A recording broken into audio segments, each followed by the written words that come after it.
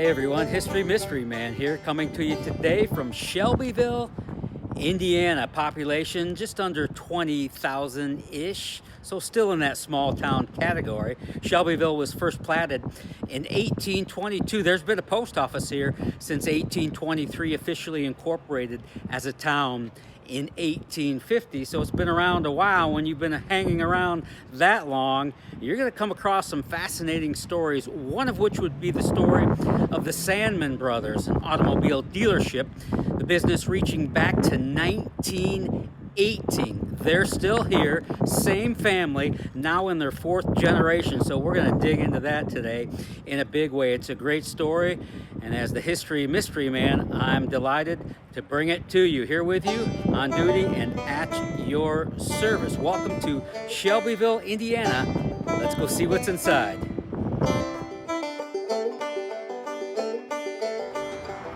Here we go.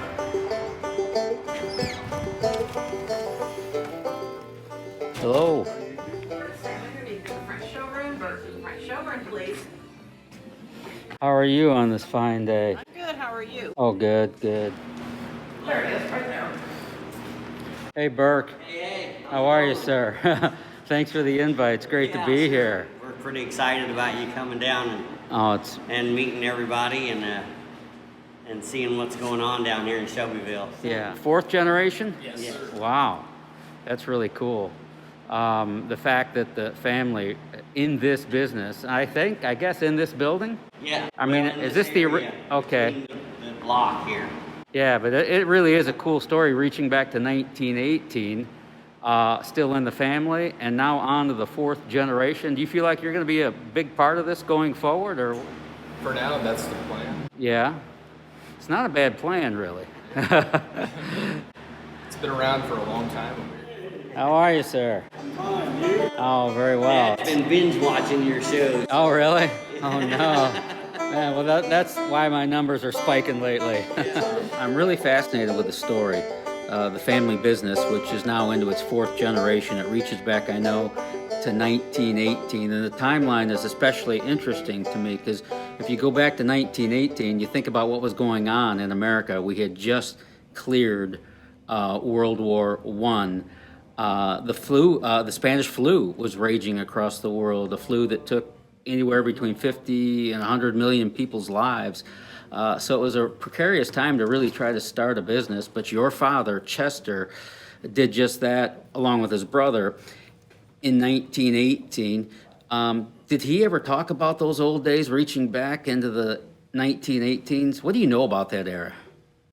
Well, I know that he had to work awfully hard. He didn't finish high school Really? and started to work. And I know that he told a lot of stories about how he got started selling fruit, going out into the farm areas and just getting berries and strawberries and blueberries and taking them down in a circle and selling them and making a few bucks here and there. Basically, his brother got into the bicycle tire business. And we have pictures here of the original building here in town where he did the work on the tires and made the bicycles. And when he branched out of that, he told me he lived down by our fairgrounds with his brothers and sisters, and he kept seeing these fancy cars go by back in I assume it was in the 20s and 30s. And he said, you know, one of these days I'd like to sell cars. So he started out selling Nash. That was his first cars to sell. And, they got out of the bicycle business and they went into that business. And then his brother passed away very shortly after they got in the car business. That would have been Bill? That'd been Bill. Yeah, okay. He died in the 30s. And Well, he died young. yeah, very young. He had a tonsil operation and died on the operating table. Really?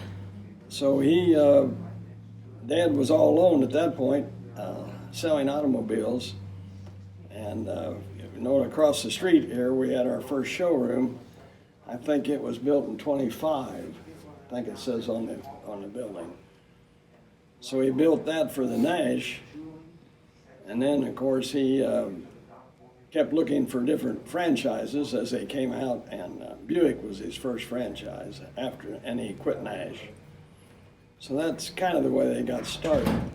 Well, it's interesting that he started in the beginning in 1918. He was selling bicycles. Right. Did he actually build and or manufacture the bicycles here, or No, was it, I- or were they brand bicycles? What were they? I think they were just people who had bicycles or bought bicycles, wanted him to work on them, then they went, then he kind of repaired them and traded them and sold them.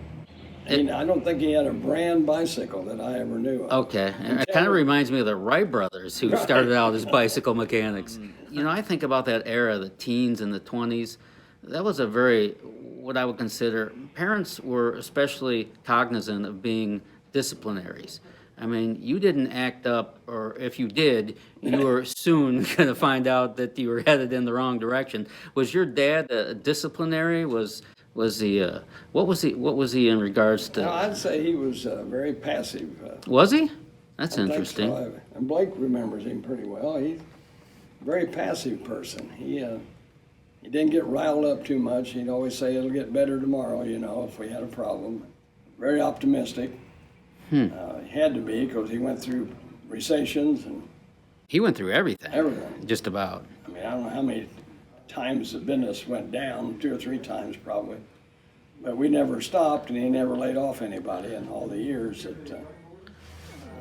And I talked about the timeline being interesting to me. You know, founding the business in 1918 as a bicycle shop, and it evolving from there. And of course, 1931, he branched out into the automobile business. And you know, we talked about World War I and the Spanish flu. Now we're at 1931, and we're at the onset of the Great Depression. I mean, here we go again. I mean, that had to be a real leap of faith and some serious courage to take on an automobile business during the Great Depression. Right. That he told me a lot of stories about that, but a lot of them I didn't quite understand when he told me because I was very Sure. young. But I know he had. We've got boxes upstairs of people that paid us by the week for cars. I mean, boxes of them, and that's how he made it through and sold some cars. Of course, around the war years, he couldn't even get any cars, so. Yeah. I mean, but the Great Depression wasn't about how can I find a job. You know, it was more about where am I going to get some bread so I can eat today. I mean, people really couldn't afford to buy cars through that era. But didn't your dad like do some bartering? Like if they didn't have the money to buy a car, which most didn't, that he might take a little small parcel of land and trade for a car, a little bartering back and forth? He did take a lot of different things. Yeah. I know he took some jewelry. He had some land. He had. Was I thinking about the other day? He would get cars for maybe appliances, or he would trade somebody something just to have something to sell.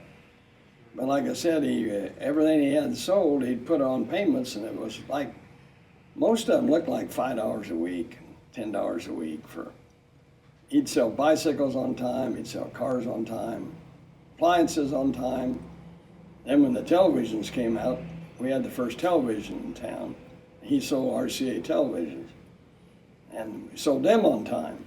I mean, the boxes were tremendous with all the payments, and a lot of the people, you know, eventually got back to work, and eventually we didn't have so much of that. But they never forgot us because Dad would keep them on the road some way, somehow, and they appreciated it, I'm sure. Yeah. People today would say, well, you remember my grandfather? And fortunately, I do. A lot of people wouldn't. A lot of people wouldn't. They say, well, they bought cars here off my dad. But I remember when he sold them, you know. So he just wanted to sell cars, and he just was easy to trade with. I mean, but I know he always had good employees. We've had excellent employees. For you. And they've always been good and very knowledgeable. We train them well. Mm-hmm. Speaking of training them, you know, I've been to dealerships before where it seems that they do operate on different philosophies. I've been in dealerships it must have been that they absolutely did not want you to leave that dealership until you made a deal, and they were pretty clear on that. Do you have an overall strategy that you implement among all your people and all your salespeople, or do you let them take on their own style? Now, what would you think on that? What would you? You've been around long enough. Yeah, to- in this business, realistically, individual personalities is what makes the car business. And in fact, I would say that the top salespeople in any dealership are the most personable, and they're the most likable, and they're fair, and people are very comfortable with them. The ones that are the high pressure guys, they seem to bounce around and go from dealership to dealership, and it's a short term thing. I can tell you here at this dealership, it's an extended family to where, you kind of make your mark and you grow into your own personality role. And a lot of times when we hire somebody new, I mean, you have no idea what they're going to take on. But I think the experience of some of the older people and obviously some of the owners and Dad with his experience, you take in a lot of that over the years and you kind of establish your own personality. Sure. But as far as, do we want to make sure we sell everybody that comes in? Absolutely. But we've taken an approach that's completely the opposite of most car dealerships. And when we say it's a no hassle, no pressure, sometimes to our detriment. I mean, sometimes people want to be pressured. They don't realize it, but they can't really make a decision. So, knowing how people's personalities are and being able to adapt to those when they come in really makes a good salesperson. And so, but I think the way we've done it over the years with that just being a family-owned, and not just family-owned, but I mean, all the employees are like an extended family to where we all work together. And you don't have the run around, and you don't have the going in 15 different offices and trying to feel like you got to do something in 5 seconds, and you don't feel that way. And the unanimous, probably what most people say when they leave if they've never been here is this is the easiest, most pleasant place we've ever done business in our life, and we'll be back. Yeah. And that's something that you can't buy, and that's something that I can't advertise. And so, just last night as I delivered a car, that experience, the only way that experience goes to anybody else is you telling somebody else that experience. Because Word of mouth. you can't bottle that up. And Old fashioned. You can't advertise it. And that's Really, that's what we've made our business on all these years, is word of mouth. right. Actually, we can't advertise on national television. We can't do a lot of those things. And we find it funny that, these dealers that have been in business for 25, 30, 40, 50 years, which is an awful long time, they still advertise that you can trust us. We don't have to advertise that you can trust us because you already know that you can trust us. We don't need to go out and try to be something that we're not because we've always been the Yeah, same. it's built in over four generations Yeah, now. and That's a real asset. It just continues on. I mean, I can see the same things we do today that Dad and I did, the way we approach things. And so it's really just continued since 1918, I guess, on the Yeah. same philosophy of taking care of the customer. Like, you Yeah. love small towns. I love do. small towns. I was born about 3 blocks from here. Blake was born here. Everybody was born here. So we Was kinda know your this- father Chester from Shelbyville? Yes, he was born out here by Wow. the fairgrounds. There's some hometown flavor here. But back in your dad's day, it wasn't all about a contract. It was often a handshake I deal. was going to You say, it didn't- was almost a handshake, and you said it. That's what it amounted to. We just think of the things that we didn't have back then. No sales tax, no regulations. You just shook a hand, and the guy gave you his title, and we gave him our title. And you were done in, 10 minutes? And I like that. I like that.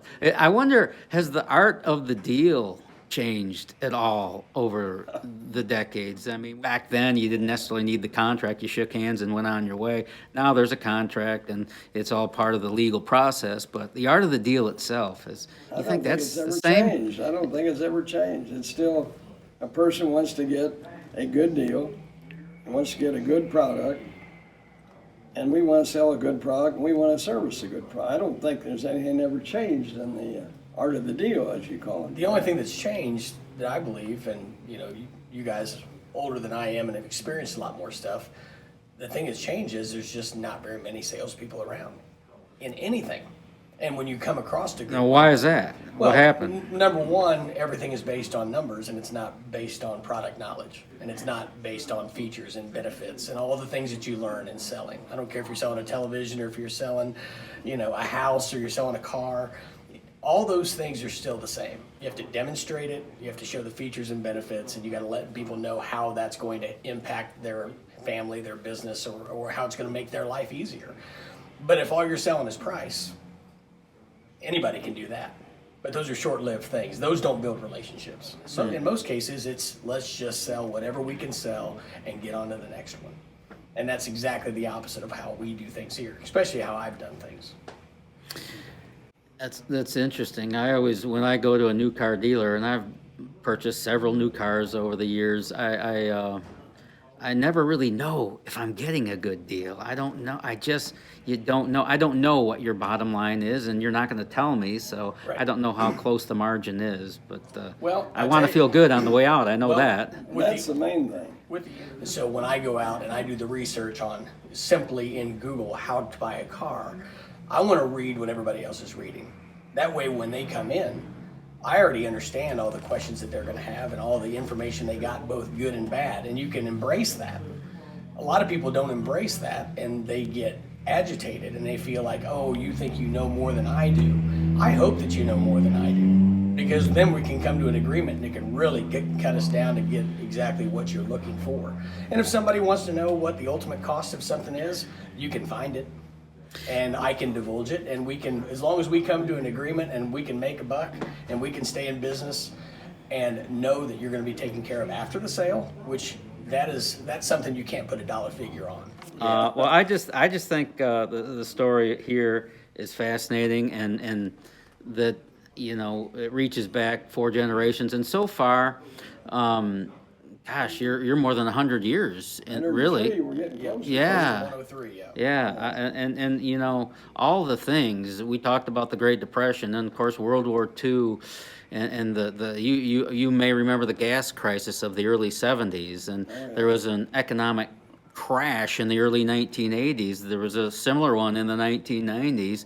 The housing bubble, 2008. So many things, and now coronavirus. So many things along the way. Yet guess you you try guys to- survived, and I want to know how you did it. I guess you try to put them out of your mind. They seemed terrible at the time, and we went through it, and we're still going. But you also, Yeah, but a lot of people aren't still going. They went out of business, Well, and that's pick true. any one of those crises, and they didn't make it through. You guys made it through, Right. and so I want some secrets. Well, I wish we knew that. well, I'd say that, one of the biggest secrets obviously is it's very rare to have one owner that's at a dealership every day, let alone 4. So when you have those kind of things, you can make a lot of on-the-spot decisions on not only business, but employee relations, customer relations. There's things that you can do without taking a number and we'll get back with you when we get back with management or an owner or whatever. So I think having Dad here every day, and that shows a lot to not only our employees, but the community. And so, especially during this coronavirus, if you want to use this as an example, it kept everybody local. Everybody, they feel comfortable coming in here more so than maybe getting in a car and driving 30 or 40 minutes or 2 hours to go look for a car, because they don't want to go to a place where they don't know anybody.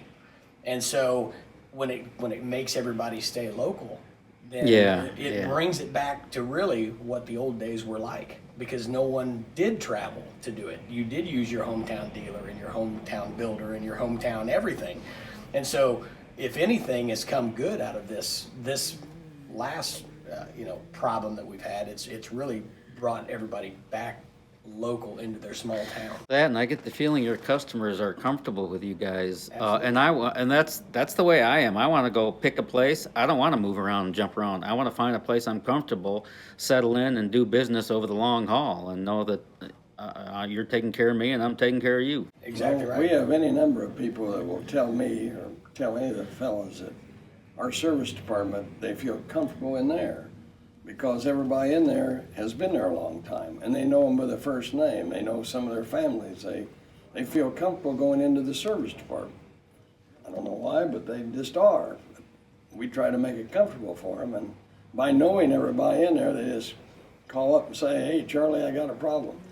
You know, he takes care of it. It's Blake, if you would, what do you remember most about your grandfather? What stands out to you? He was just probably one of the nicest guys you've ever met. I mean, ever. Accommodating, fair, always smiling. You know, the times obviously I spent with him a lot of times was, you know, down on the Flat Rock River and fishing and, you know, shooting a gun for the first time and, you know, sitting on his lap and, you know, watching him drink his cup of coffee and tell us stories. I mean, he had songs that he used to sing to us. he was a great storyteller. He was a great Yeah. storyteller. And he was just That's back when families would gather around just to hear grandfather tell a story. yes. And Yeah. he was Now it's German. internet and a phone He and was some electronic. German. He was German, so he would sing all these songs in German. Oh, that's funny. Christmas time, he loved singing German songs. Yes. Did you guys love it or? Oh, yeah, Okay. Yeah, it was fun. it was great. He was, like I said, he was, you know, growing up before we really got into the car business. I mean, he's your grandpa, you know what I mean? And as we grew into the business, we learned more about him probably after he was gone than when he was here. I remember him making sure that the heat was turned down and the lights were turned off. And, you know, That sounds old all school. those things that you know that saved those pennies and dollars along the way so this place could be paid for and we would able, you know, one of the secrets you asked about how we still did it. I mean, hats off to Grandpa and Dad for having all of this paid for and not necessarily moving out to the mega store where you had to spend the $5 or $6 million And going in and debt till going the end into of time. debt. Yes. Yeah. And so while it's been really difficult to conform to a lot of what the manufacturers have wanted over the years, we've been able to do it with a nice large indoor showroom and a longevity that no one really can match in the United States. And so Dad is a lot like his dad. They're both very passive in how they are, very, very likable, and not as aggressive maybe as some would be. But the overall thing that comes to mind when anybody talks about Chet Salmon was he was fair and he made it fun. And realistically, if you can still do that today, then that's what the car business is all about. Yeah, I thought it was interesting that you said, I learned more about my grandfather after he was gone. Don't you wish you would have taken in a little more while he was here? Oh, it would have, yeah. But then again, you know, like I said, I was able to enjoy my grandfather as a grandfather instead of The business Instead of guy business down guy. at the dealership. And I think Dad had enough of Grandpa's qualities and still does that, you know, he keeps. It's been handed down over the spirit is generations. still- But we also get the stories from the customers that come in year after year and, man, your grandfather did do this and he used to do this and, you know, we had so much fun and we had. I had a fellow bring in an ad last week that he found under the carpet of a house he's tearing down. And it was a 1940 ad of ours with the 40 cars on it that is in perfect condition. Looks like it's never been, looks like a newspaper you printed today. And he brought me that. But people bring in stuff like that they find. We've got a whole case of things that people have brought us. And when I bought this building, the lights were hanging down bulbs, and this was the original showroom for a Chevrolet dealership in 1916, I believe. This building, I think, was built in 16. Wow. And the back was the service department. Upstairs was a body shop. And a kind of a makeshift showroom, we'll show you later, upstairs, that looked like they showed cars upstairs as well as down here. Did you, Blake, live here in Shelbyville? Yes. Yeah. Do you like it here? Yeah, it's a nice town. I have 3 kids that all went to high school here. I graduated high school here. Obviously, it was a lot different. You know, I graduated in '88, and so it was still had a lot more of the small town feel than, you know, once more and more things started moving away from small town America. But it's starting to come back. And I think a lot of small towns are rejuvenating themselves and trying to establish some type of a new identity. So it's a draw. People enjoy the beauty, charm, and personality of these small towns, and they feel safe here, or safer. I think, you know, Shelbyville, all the renovation going on down in the circle downtown. I mean, this is an example of what's happening across this country with small town America. They are rejuvenating in a big way. Do they still make those Chevy Trax? Chevy, yeah, we sell the Buick version. Okay, yeah, the little nicer version. Encore. Yeah, I got you. I actually want to get one of those. But you're not going to talk me into it in 10 minutes, mister. Don't even try it. About 15. A 15? So I'll take it. I'm going to drive away now.